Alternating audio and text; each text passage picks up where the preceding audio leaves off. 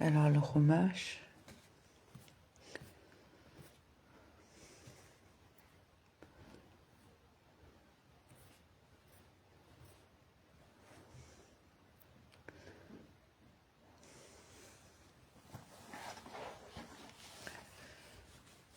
Alors mardi 19 Kislev à Yeshev, suite chapitre 37.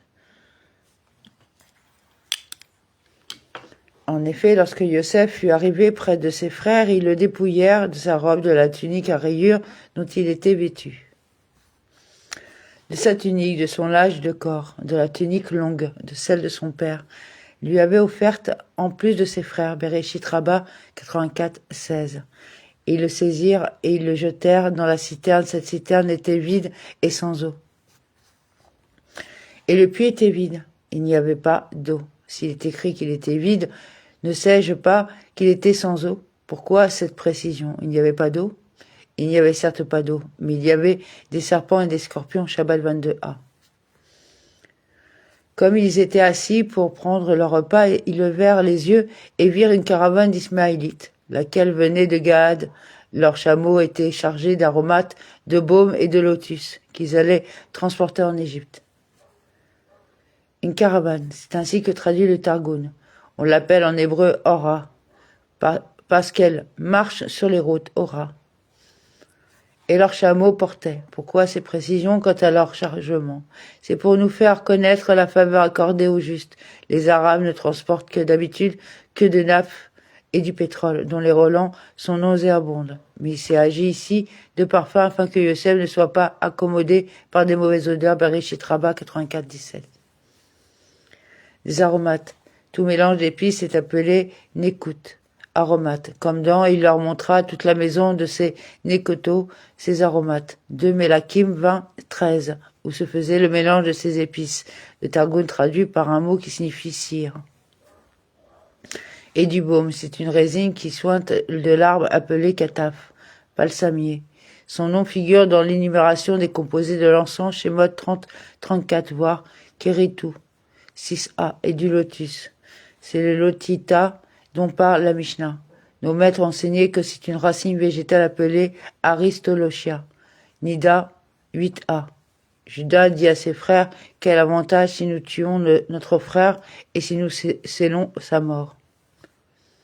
Quel profit, quel gain, selon le Targum, la traduction du Targum. Ils couvrons son sang. Et nous cacherions sa mort? Venez, vendons-le aux Ismaélites et que notre main ne soit pas sur lui car il est notre frère, notre chair. Et ses frères consentirent. Ils l'écoutèrent. Traduction du Targum Vekabilou. Ils acceptèrent toutes les fois que dans le texte le verbe Shema signifie obéir, comme ici, comme dans Yaakov écouta, Vayishma, son père, Supra 28.7, ou dans nous le ferons et nous l'écouterons, Vinishma. Shemot 24, 7. Le Targum le traduit par le verbe kabel, accepter, obéir. En revanche, lorsqu'il signifie écouter, comme dans ils entendent dire Vaïsh Mehu, la voix de Hachem, Supra 3.8, ou dans Rivka écoutait, Shomaat, Supra 27.5. Israël entendit, Vaishma, Supra 35.22. J'ai entendu, Shamata Ati, les murmures, Shemot 16.12, et le traduit par le même mot, Shamar. Or, plusieurs marchands madianites vinrent à passer, qui tirèrent et firent remonter Joseph de la citerne, puis le vendirent aux Ismaélites pour 20 pièces d'argent. Ceux-ci emmenèrent Joseph en Égypte. Des hommes de Midian vinrent à passer. Il s'agit ici d'une autre caravane. Ceci pour t'apprendre que Joseph a été vendu plusieurs fois. Ils tirèrent, les fils de Jacob tirèrent Joseph du puits. Ils le vendirent aux Ismaélites, les Ishmaélites aux Midianites, et les Minyadines aux Égyptiens. Midrash Taoma 13. Ruben revint à la citerne et voyant que Joseph n'y était plus, il déchira ses vêtements. Ruben retourna. Il n'avait pas assisté à la vente, car c'était à son tour ce jour-là d'aller servir son père, Bereshit Rabba 84-15. Autre explication, ils étaient occupés, couverts d'un sac, à jeûner pour avoir mis le désordre dans la couche de son père, Bereshit Rabba 84-19. Retourna vers ses frères et dit, l'enfant n'y est plus, et moi, où irai-je? Et moi, où irai-je? Où irai-je fuir le chagrin de mon père? Ils prirent la robe de Joseph, égorgèrent un chevreau et trempèrent la robe dans son sang. un chevreau. Son sang ressemble au sang humain. La tunique, coutonnette.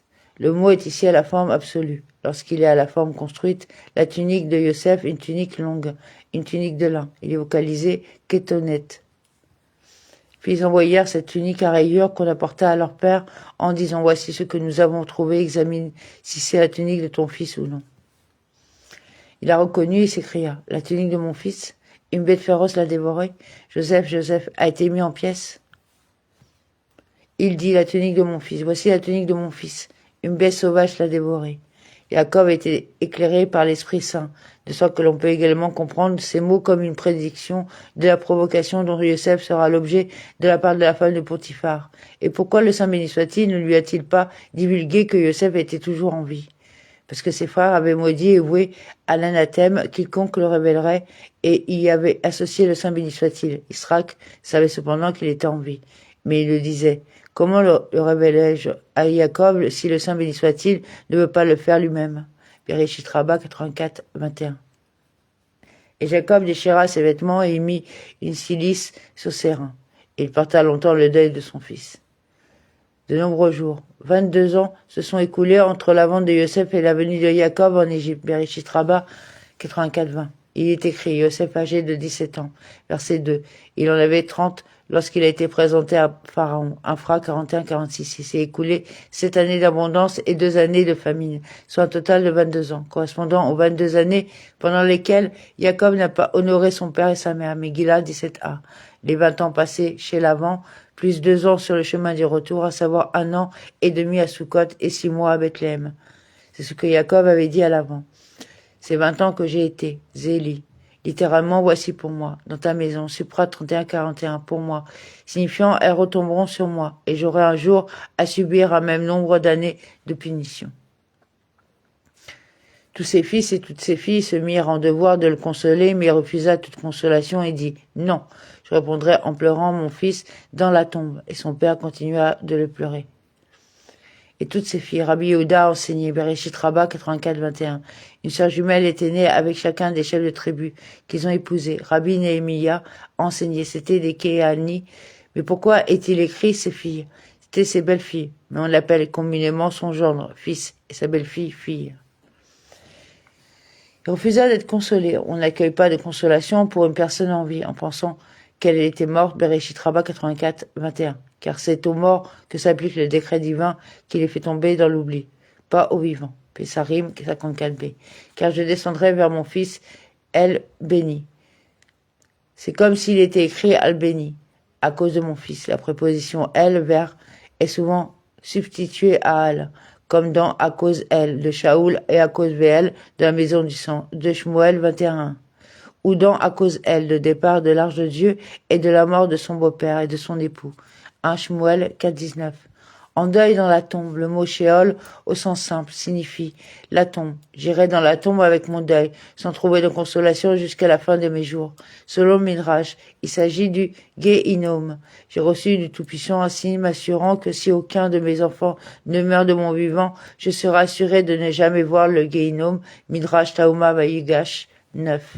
Son père le pleura. Il s'agit d'Israël qui pleurait à cause de la souffrance de Jacob et sans porter le deuil de Yosef, puisqu'il le savait vivant, Bereshit Rabba 84-21. Quant aux Madianites, ils le vendirent en Égypte à Potiphar, officier de Pharaon, chef des gardes. Des gardes à Tabaïm, littéralement les égorgeurs, ceux qui égorgeaient le bétail du roi. Amen.